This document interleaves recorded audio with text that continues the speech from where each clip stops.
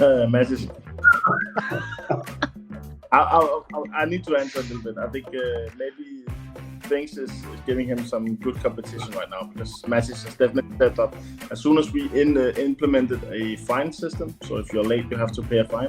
I'm Lars Robl. I'm the performance manager of Vitality. Yeah, I'm Matthieu Leber, and I'm the assistant coach of the team Vitality. Hey, I'm Matthieu Péché. I'm the team manager of the team. I am Sørensen, Zonic, and I'm the head coach of Team Vitality CSGO. We are Team Vitality.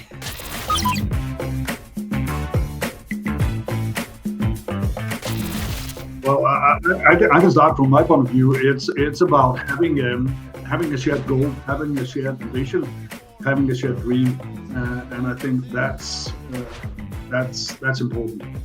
And I think from the beginning of the year we defined that dream and really bought into that dream. And whenever in doubt, and of course in doubt along the way, we went back to the dream and the process and the plan behind the dream. And I think that took us a long way.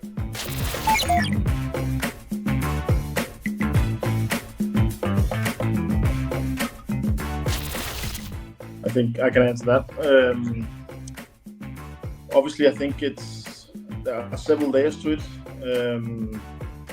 We want to create a Vitality that can be a top team for many years in the future, and I think a lot of the CSGO teams, in particular, they kind of find it difficult to make the switch in time.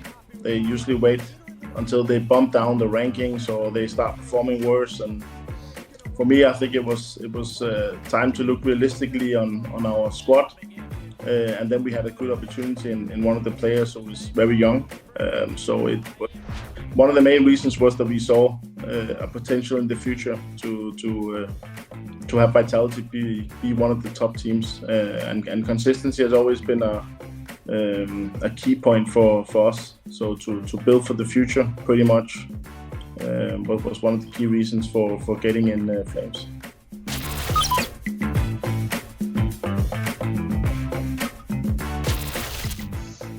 I think for me it's our unity in the team, the bubble we created with the team, and most likely this is something I really felt since the beginning.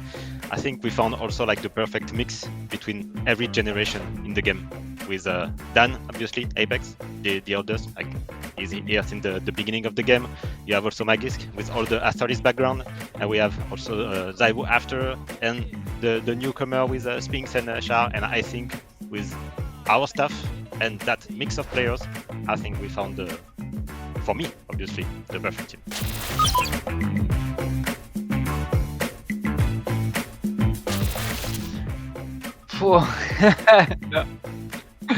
Maybe ask more Matt and Danny, but for me, I can answer on this on my part.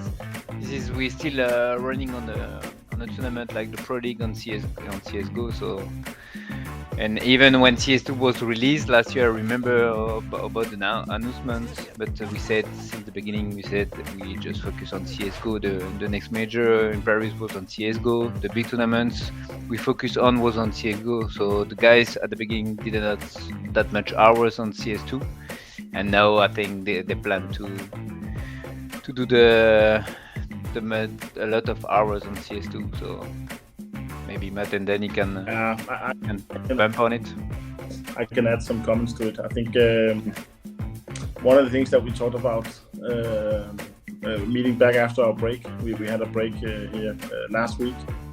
Came back here was initially we have actually planned to just do a full schedule preparing for the Pro League playoffs, but I think for me we had to change that plan kind of because I think we're getting really close to the release of CS2, and I think it's really important that you start playing a little bit. So maybe a few hours in CSGO now, and then starting for the players to play some Faceit or to play some matchmaking, go on a server, try and find some nades, try out the game pretty much, because I think it's important to switch. And I think we saw when we went from 1.6 to CSGO that teams who switch first was definitely the teams that performed well or got a head start. So I think everyone is aware of that. I think NIP pretty much showed back then that if you start grinding from the beginning, you can get some pretty good results.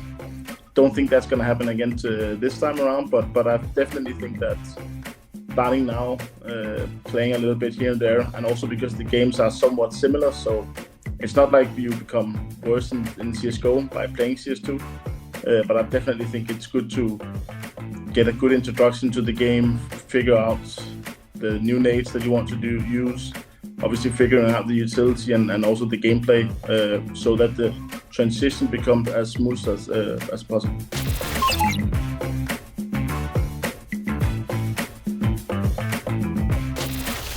I think for me, obviously, that's going to be the change of the max run. I mean, if you are switching for the max run 12, that's going to change a lot, and that's going to depend also about like the economy in the game, if they are like changing that at the same time or not, and most likely if they don't. So of course we have to wait if like that's gonna be the major rules, and most likely the old TOs are gonna follow the major rules.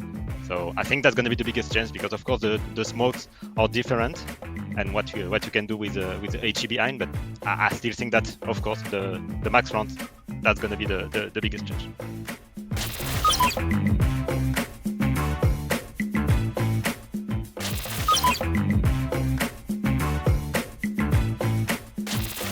Sago.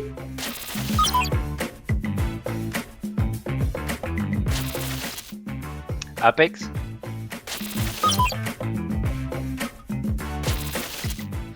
I'm gonna pick Lothar.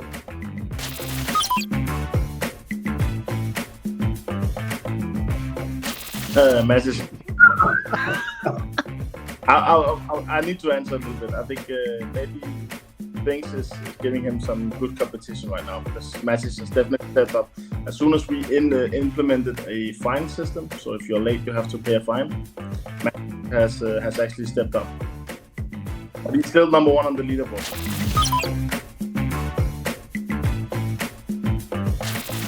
I would go with Dan with Apex. He's the one who talks the most about food and the quality of food, so definitely Dan.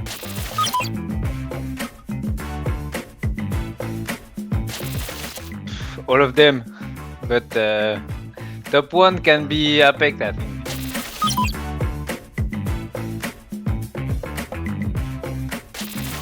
Are we talking on the server or off the server? I don't know. I think we need to do it the other way around. It's definitely not Emil. It's not Matthieu. It's not Saivu either. I would have to go with Apex or Spinks. I'm not too sure about Flames. He just brushes his teeth all the time.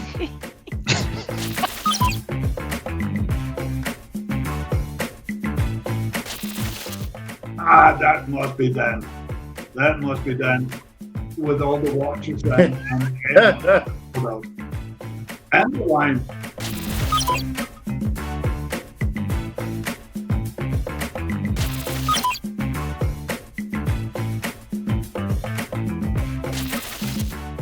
Well, I would probably work in IT, but around business. So a project manager, or developing IT systems. That's at least my education. Not gonna lie, it's really tough for me, because I think that game and that industry gave me everything, personal life and work and friends. So I'm not gonna lie, everything I have, it's from the game. So it's really tough for me to answer. So nothing, to be truly honest. Well, I'm not going for this scene, so I don't know. Maybe I will still be stuck on my canoeing. I don't know. I think I would be working with performance, but in traditional sports.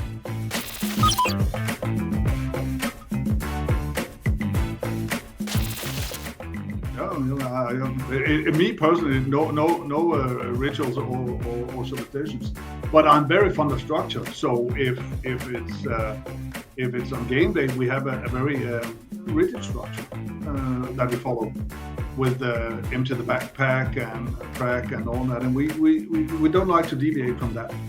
Of course, we have to sometimes, but we are strongly believers in structure.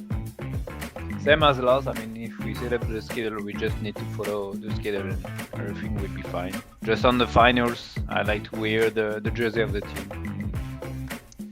Before the game starting, of course, as the others with the structure. And if I have one particularity, it's maybe during the best of. I think most of the time I'm not watching the game with like Mathieu or Lars. I'm alone on my side. I mean, I'm definitely truly alone because I prefer. That's my particularity. Yeah, definitely structure as well. I don't have anything particularly I do individually, except preparing together with Matt. But I think for me, I like the structure, and it gives me confidence, and it makes me in a good mood, knowing that we have done everything also before the game in order for us to give ourselves highest chances of winning.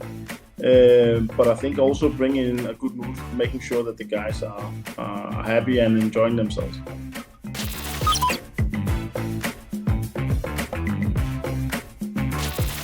Definitely the final of the major, I think. Like, because it was the major, because it was in Paris, because even when we won in Rio, it was quite crazy, but like it was 10 times craziest in Paris. So yeah, definitely for the final in Paris. Yes, I mean, obviously the Paris major was amazing, but I have something with the Erma in Copenhagen. I don't know why, but yeah, all the things I felt, and the team just growing and reaching. I mean, they are peak. I don't know. I have something particular with that tournament. I think this year is a bit weird in that sense, because I think last year we started talking about it, that everything has actually been looking according to our plan. Obviously, we lost the quarterfinals in Katowice, and that was not part of the plan, but it was still some weird that it would maybe not go as we thought, but as long as which was to qualify players, which was the first time for this team, we succeeded that. But I think also, I agree with Matt, the Armagh, but I never felt we were in danger at the Armagh. I think we played really well. So I would also have to say that probably the quarterfinals at the major, because it was also again one of these milestones where a player like Salu has never reached the semi-final of a major before that, and all. Just for us to play in front of the home crowd, we just wanted as many matches as possible. Of course, it was not no easy games. I think we only had one map major where we won comfortably, and that was us against Gamer Legion. Other than that, it could have been one or two kills here and there that went the other way, and we would have lost that map and potentially lose the best of three. So it was a really scary major at some point, even though when we went up against the underdogs, it was not really, it was close, but I never felt that we were in trouble, if that makes sense. I think for me that's a really difficult question to answer, because I'm very emotional during all games, ranging from kicking the things in the room where I'm, or to rocking Péché. So it's a whole area. But I think also the playoffs in Paris was the one that I'll point at. I can't choose a game, but the whole series playoffs was quite emotional. We need team vitality.